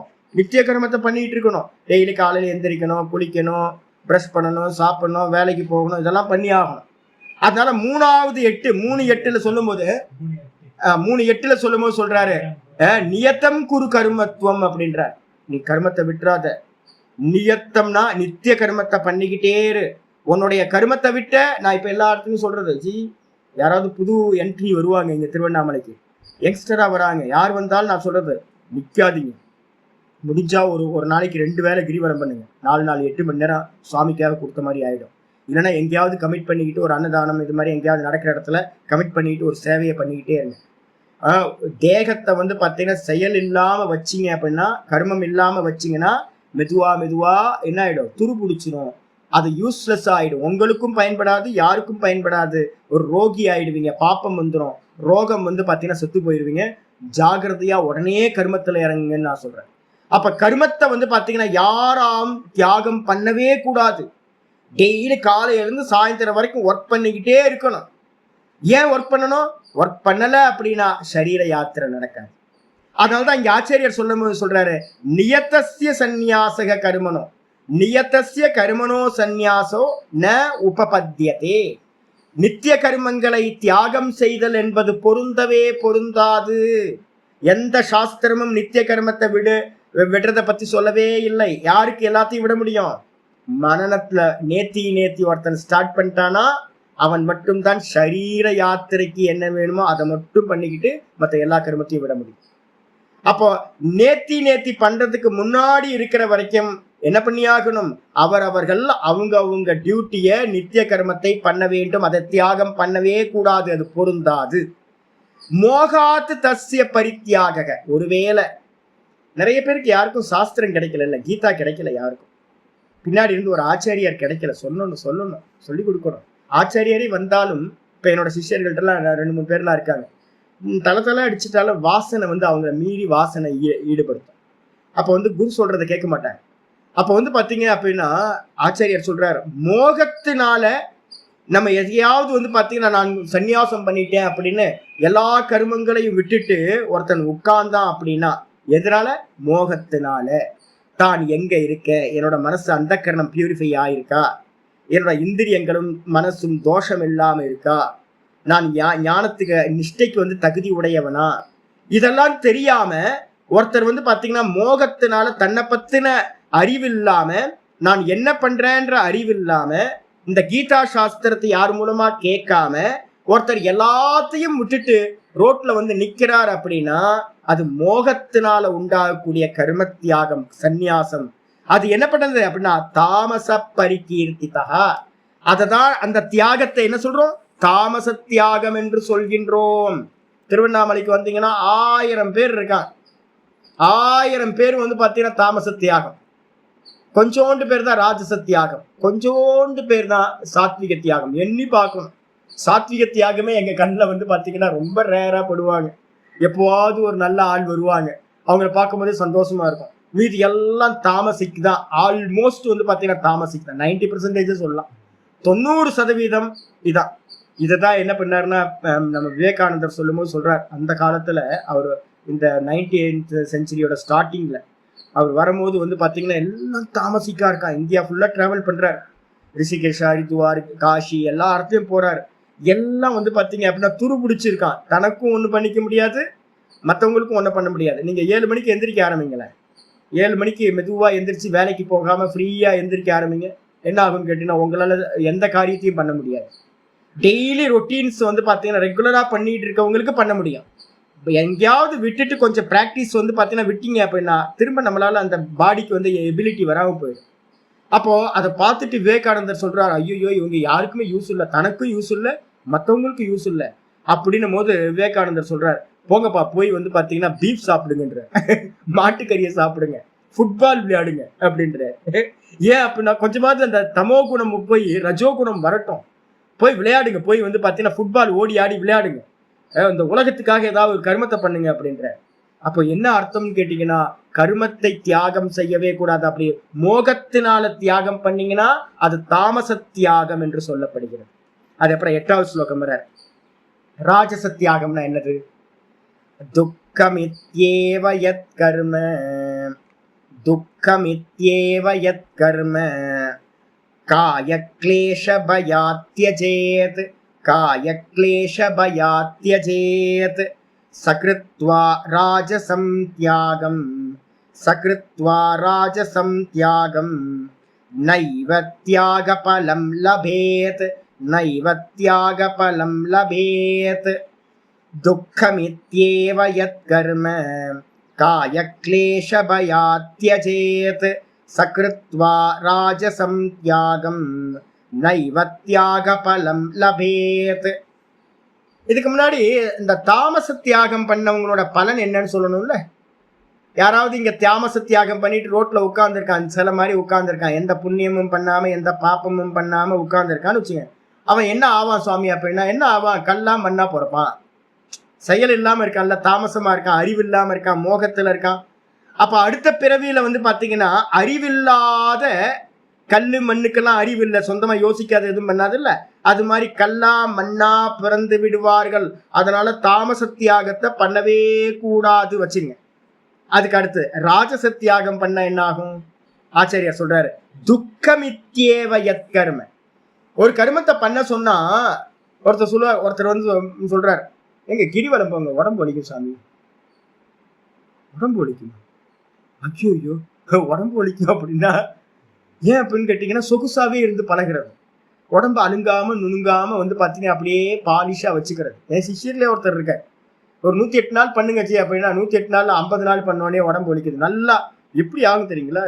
ஈஸ்வரனுக்காக ஒரு கர்மத்தை பண்ணீங்கன்னா தேகத்தினால, நீங்க வந்து பாத்தீங்கன்னா இந்த சபரிமலைக்கு போறவங்களை பார்க்கணும், அதே மாதிரி ஓம் சக்தி கோயிலுக்கு வந்து விரதம் இருக்கிறவங்களை பார்க்கணும், பழனி முருகனுக்கு வந்து காவடி தூக்குறவங்களை பார்க்கணும், வெள்ளையங்கிரி மலை ஏறிட்டு வரவங்களை பார்க்கணும்.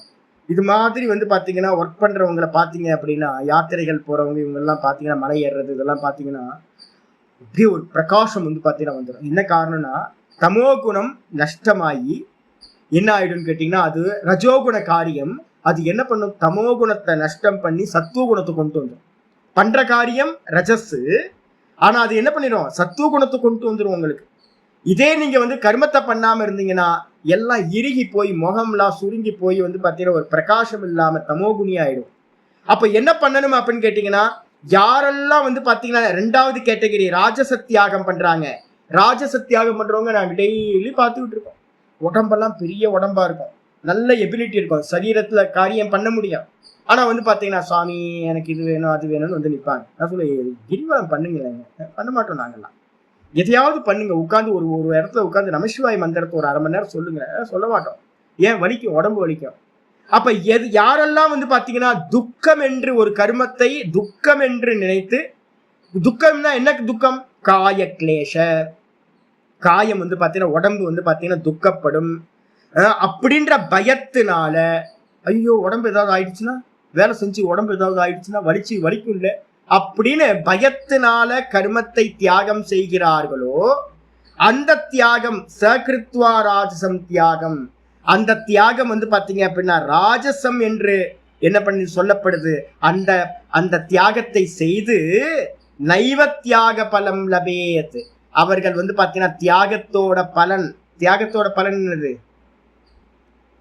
தியாகா சாந்தி அனந்தரம். 12:12 வந்து பாத்தீங்கன்னா ஒரு ஸ்லோகம் சொல்லப்பட்டிருக்கு. தியாகத்தோட பலன் எது அப்படின்னா தியாகா சாந்தி அனந்தரம்.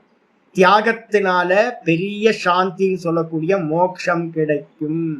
அப்ப யாரெல்லாம் வந்து பாத்தீங்கன்னா ராஜசத்தியாகம் பண்ணியிருக்கானோ அவன் வந்து பாத்தீங்க அப்படின்னா கண்டிப்பா மோட்ச பலனை எடுக்க முடியவே முடியாது. ரிஷிகேஷ்ல எல்லாம் பார்த்திருக்கேன். நிறைய பேர் வந்து பாத்தீங்கன்னா சாதுக்களோட பெரிய இன்ஸ்டிடியூஷன்லாம் போவாங்க, வெளியில இருந்து பார்த்திருப்பாங்க. சாமி நல்லா இருக்கு, சௌக்கியமா இருக்காரு. பெரிய பெரிய institution, Chinmaya mission, Dayananda mission எல்லாம் பாத்தீங்கன்னா சாதுக்கள் நல்லா இருப்பாங்க. அதை பார்த்துட்டு யங்ஸ்டரா இருக்கவன் பார்ப்பான், ஓ சாமியார் ஆகிட்ட சௌக்கியமா இருக்கலாமோ. என்னோட சிஷ்யரை ஒருத்தர் அப்படிதான் வந்தார். கிருஷ்ணானந்த சுவாமி பார்த்துட்டு, சேலத்துல கிருஷ்ணானந்த சுவாமின்னு ஒரு சின்மயா மிஷன்ல ஒரு சுவாமி இருந்தார். என்னோட சிஷ்யர் ஒருத்தர் என்ன பண்ணாரு அப்படின்னு கேட்டீங்கன்னா, வேலை ஒர்க் பண்ணிட்டு இருந்தார். அங்கே சின்மயா மிஷன் போவார் வருவார். கிருஷ்ணானந்த சுவாமி நல்லா இருப்பார், பார்க்கறதுக்கு ரொம்ப சந்தோஷமா சௌக்கியமா இருப்பார்.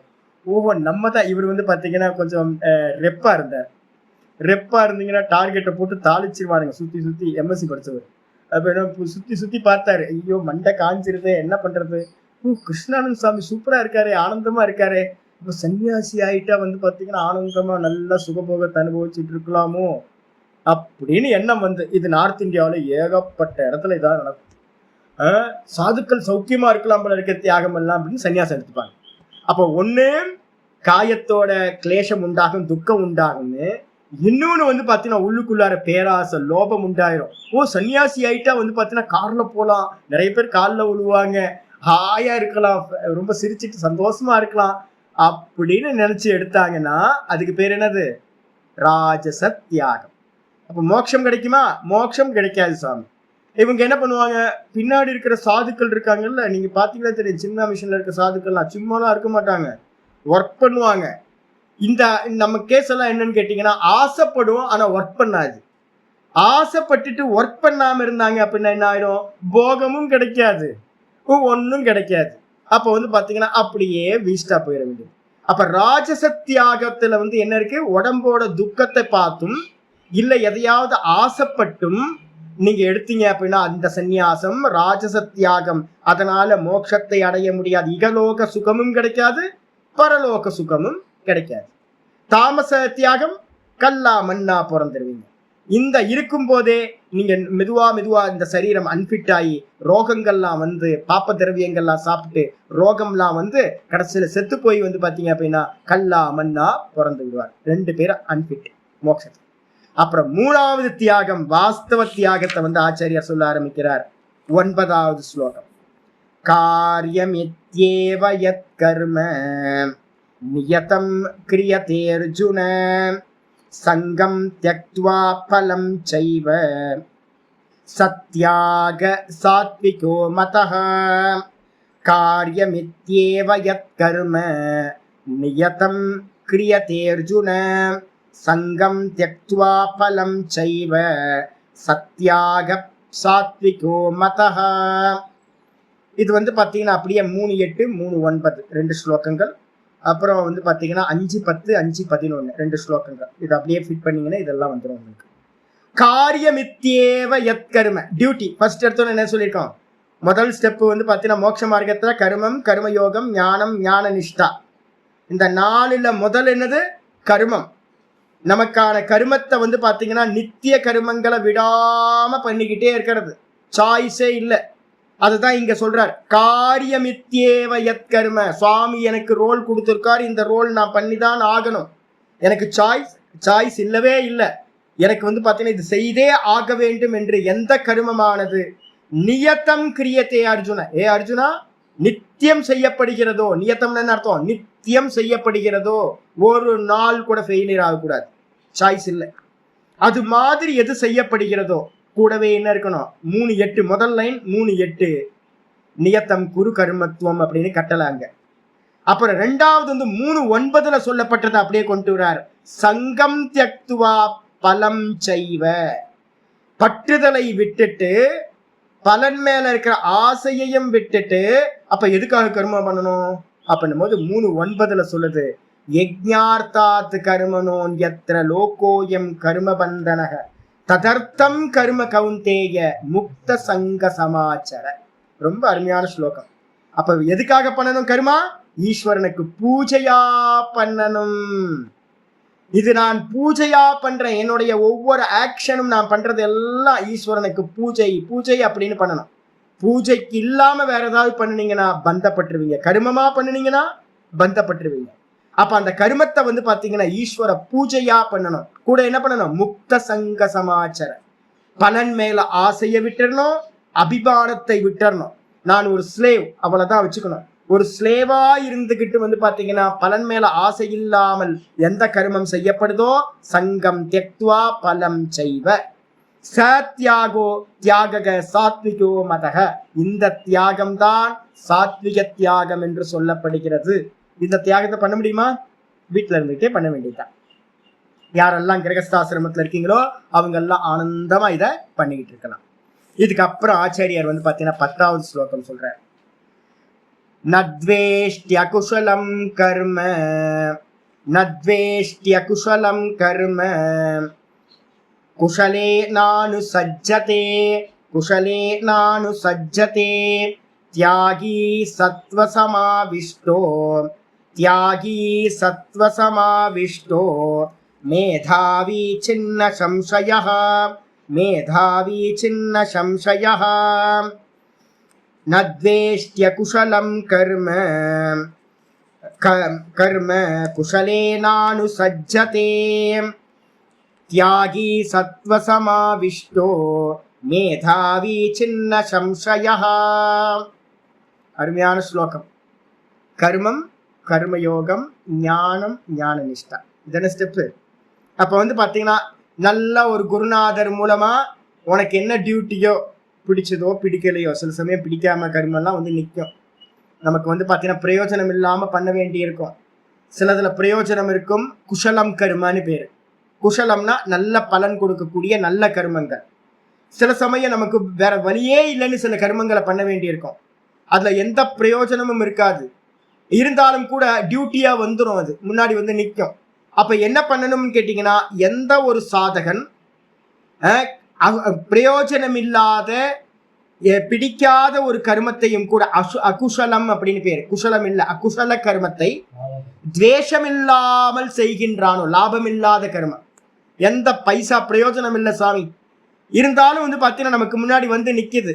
நம்ம லோக்கத்தில் என்ன பண்ணுவோம்? அவாய்ட் பண்ணுவோம், நான் இதெல்லாம் பண்ண மாட்டேன் அப்படின்னு. அப்படிலாம் இல்லை, என்னோட கர்மா சுவாமி கொடுத்துருக்கார் அப்படின்னு பிரயோஜனம் இல்லாத கர்மத்தை வெறுக்காமலும், அதே நேரத்தில் குஷலம் ந அனுசஜ்ஜதே, நல்ல பிரயோஜனமுடைய கர்மத்தை, நல்ல மங்களமான கர்மத்தை வந்து பார்த்தீங்கன்னா, நான் இந்த கர்மத்தை பண்றேன், இவ்வளவு லாபம் வருது எனக்கு அப்படின்னு வந்து பார்த்தீங்கன்னா பற்றுதலை அடையாமலும், எவன் வந்து பார்த்தீங்கன்னா ஒருத்தன் செய்கின்றானோ அவன் என்ன ஆகிறான்?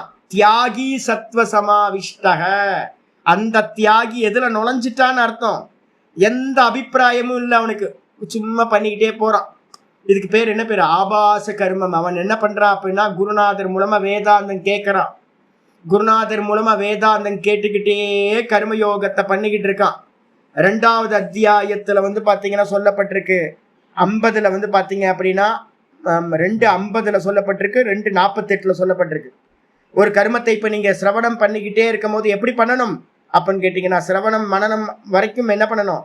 யோகஸ்த குரு கர்மாணி சங்கம் தியக்த்வா கரோதியஹ லிப்யதேன ச பாபேன பத்மபத்ரம் இவாம்ப சைல. தப்பா சொல்லிட்டேன்.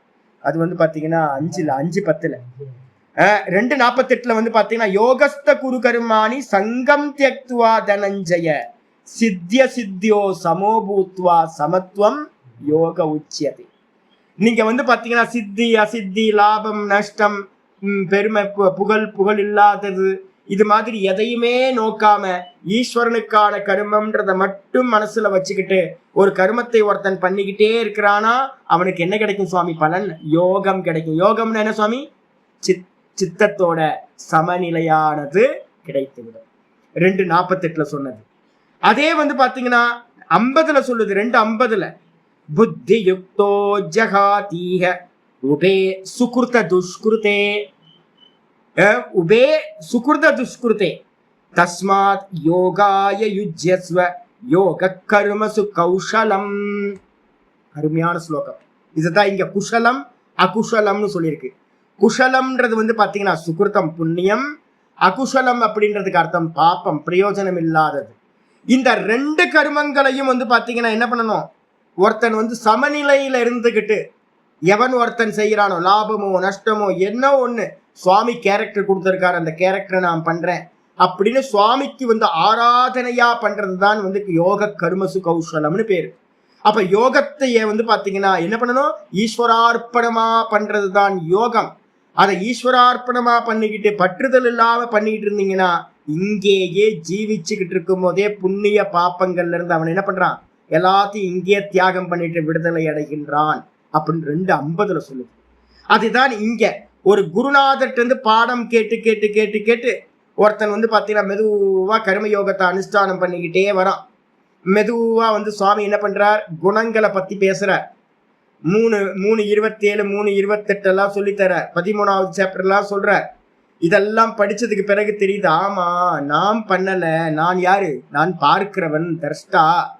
அப்ப யார் பண்றா அப்படின்னு கேட்டீங்கன்னா, பிரகிருதே கிரியமானானி குணை கருமானி சர்வசக அகங்கார விமூடாத்மா கர்த்தா அகமிதி மன்யதே. 3:27 சொன்ன மாதிரி எல்லா கர்மங்களையும் 3 குணங்கள் தான் செய்கிறது, நான் செய்யவில்லை. அப்ப நான் செய்யறேன்னு யார் நினைக்கிறா? அகங்காரம், விமூடாத்மா, புத்தி இல்லாதவன் நான் பண்றேன்னு சொல்றான்.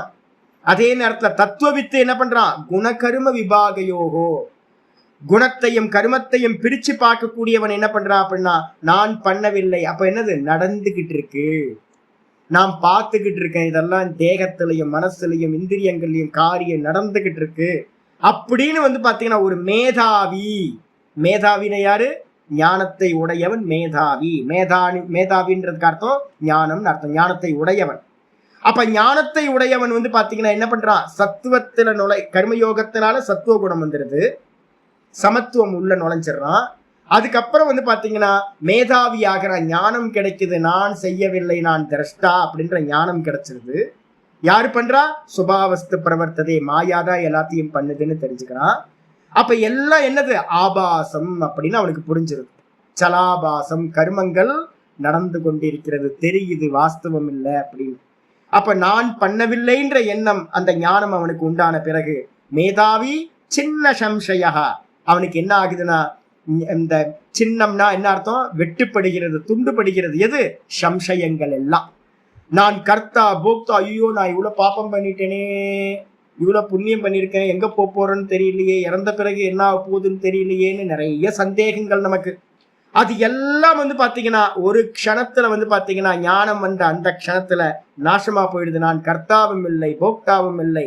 யார் போறா? நான் எங்கேயும் போறதே இல்லை, நான் இறக்க போறதும் இல்லை, எனக்கு மேல இதெல்லாம் திருஷ்யம் அப்படின்னு அவனுக்கு பர்ஃபெக்டா தெரிஞ்சிருது ஞானம். அவனுடைய சந்தேகங்கள் எல்லாம் போய்விடுது. ஆச்சாரியர் பாஷ்யத்துல பண்றார். அப்படி சின்ன சம்சயமானோன சந்தேகங்கள் விலகணும்னு அவன் என்ன பண்ணுவான்? கர்மத்துல ஈடுபடுவான்? கர்மத்துல ஈடுபட மாட்டான். அப்ப அவன் என்ன நினைப்பான்? அவனுக்குள்ளார ஒரே ஒரு எண்ணம் உண்டாகுது, ஆத்மஸ்வரூப அவஸ்தானம் ஏவ பரம் நிஸ்ரேயச சாதனம் இது. அப்போ ஆத்மஸ்வரூபத்துல நிக்கிறது தான் பாத்தீங்கன்னா மோட்ச சாதனம்னு அவனுக்கு நல்லா தெளிவாயிடும்.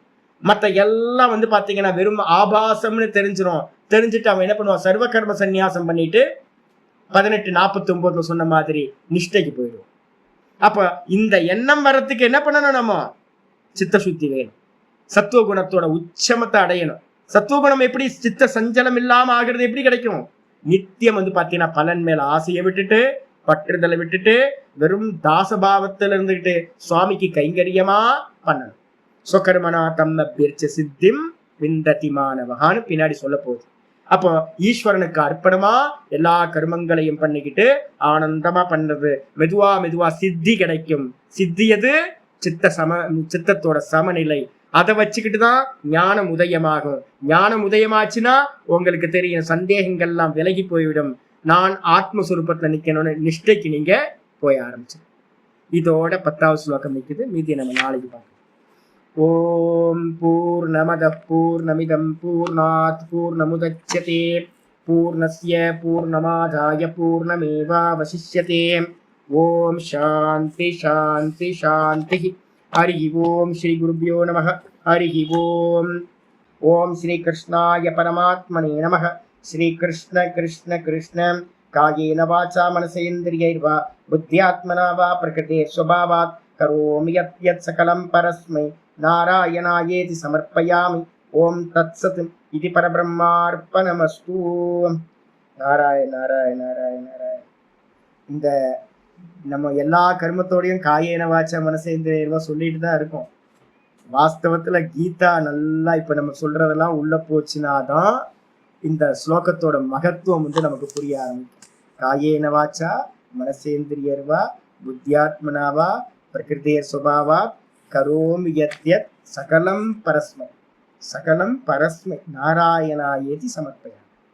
எல்லாத்தையும் தியாகம் பண்ற. அப்ப இந்த புத்தி எல்லா கர்மத்திலையும் வரணும். காயேன வாச்சா மனசேந்திரியர்வா. காயம் மனசு புத்தி எதுலெல்லாம் பண்றோமோ எல்லாத்தையும் தியாகம் பண்ற புத்தி வந்துருச்சு அப்படின்னா சித்தியை கிடைச்சிடும். கர்மம் கர்மயோகம் ஞானம் கிடைச்சிடும். ஞானத்துக்கு அப்புறம் பாத்தீங்கன்னா சந்தேகம் போயிடும். எல்லா சந்தேகம் போயிட்டு தான்ல நிக்கிற நிஷ்டை வந்துடும். ஞான நிஷ்டை வந்துடும். கர்மம் கர்மயோகம் ஞானம் ஞான நிஷ்டை. இவ்வளவுதான் பாப்போம். ஹரியோ ஜி. நாளைக்கு லீவு. 3 நாள் லீவு. 3 நாள் லீவ் கழிச்சு பார்க்கலாம். நான் மெசேஜ் போடுறேன். ஹரியோ.